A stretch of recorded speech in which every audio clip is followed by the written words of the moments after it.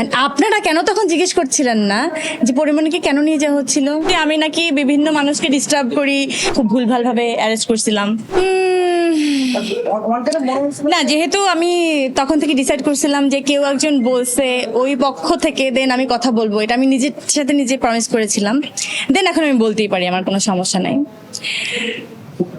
বিশ্বাস করেন, তখন আমি যেটা দেখছিলাম যে ওনারা কনফিউজ হচ্ছিল যে এই মানুষটাকে আমরা কিভাবে উঠায় নিব, কেন উঠায় নিব, এই কোশ্চেনটা বারবার করে ওনাদের উপর মহলের কাছে জিজ্ঞেস করা হচ্ছিল যে আমরা যে নামাবো তার ভিত্তি কি, ক্যামেরা তো অনেকগুলা, সাংবাদিক অনেকগুলা হচ্ছে মানে একদম আমজনতা, তারা যদি জিজ্ঞেস করে তো আমরা কি উত্তর দিব, সেই উত্তরটা ওনারা বারবার করে উপর মহলে জিজ্ঞেস করতেছিল।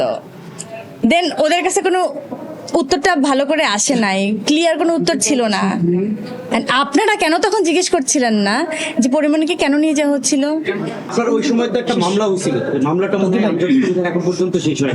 হ্যাঁ, মামলাটা কোনো ব্যক্তি দেয় নাই। তারা বলছিল যে আমি নাকি বিভিন্ন মানুষকে ডিস্টার্ব করি, ব্ল্যাকমেল সামথিং, নানা ধরনের জিনিসপত্র বলছিল। যেহেতু ঘটনাটা মিথ্যা প্রমাণ হয়েছে, এখন কি আপনি চান কিনা রাষ্ট্রের কাছে যে মামলাটা আসলে ডিসমিস হয়ে যাক?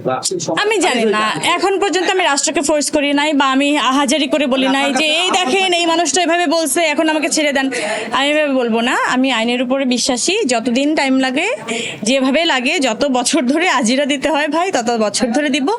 তারপরও আমি আইনের উপরে বিশ্বাস রাখি যে কোনো না কোনো একদিন, যে যেভাবে এভাবে সামনে আসছে যে আমরা তাকে খুব ভুলভালভাবে অ্যারেস্ট করছিলাম, শুধু খালি অ্যারেস্ট করছিলাম, যেভাবে সামনে আসছে আপনাদের সবার সামনে, আমার মনে হয় আদালতও সেই সম্মানটা দিয়ে আমাকে ফেরত দিবে যে তুমি নির্দোষ, যাও বাড়ি যাও।